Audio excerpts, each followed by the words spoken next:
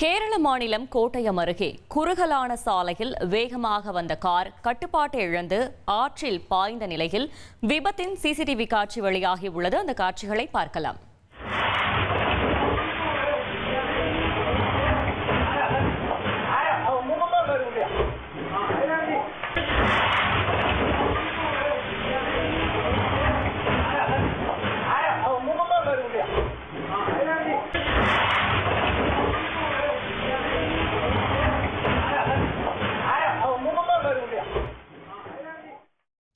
இது குறித்த கூடுதல் தகவலை செய்தியாளர் பிரசாத் வழங்க கேட்கலாம்.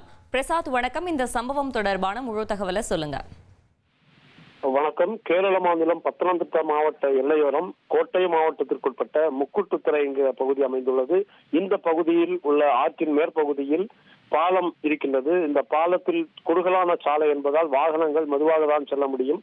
இந்த நிலையில் பாலத்தின் மீது நேற்று இரவு ஒரு கார் வந்து கொண்டிருந்த நிலையில் எதிர் திசையிலிருந்து வேகமாக வந்த கார் அந்த பாலத்தின் மீது செல்வதற்கு பதிலாக பாலத்தை ஒட்டி அமைக்கப்பட்டிருந்த அந்த விளம்பர பலகையில் மோதி அதன் பின்னால் காணப்பட்ட ஆற்றுக்குள் கவிழ்ந்தது.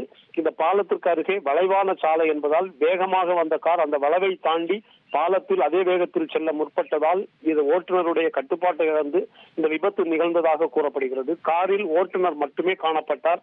இந்த கார் கவிழ்வதை கண்ட அந்த பகுதியில் இருந்த கடைக்காரர்களும் பொதுமக்களும் விரைந்து சென்று காரில் இருந்தவர்களை மீட்க முயன்றார்கள். அப்போது ஓட்டுநர் மட்டும் படுகாயத்தோடு காணப்பட்டார். அவரை மீட்டு அருகிலுள்ள தனியார் மருத்துவமனையில் அனுமதித்திருக்கிறார்கள். அந்த சம்பவம் தொடர்பான சிசிடிவி காட்சிகள் தற்போது சமூக வலைதளங்களில் வேகமாக பரவி வருகிறது. தகவல்களுக்கு நன்றி பிரசாத். இனி செல்லும் இடமெல்லாம் செய்தி. தந்தை டிவியின் வாட்ஸ்அப் சேனலை ஃபாலோ பண்ணினா செல்ல இருக்கும் இடமெல்லாம் செய்தி. இதோ QR கோட் இப்பவே ஸ்கேன் பண்ணுங்க, ஃபாலோ பண்ணுங்க.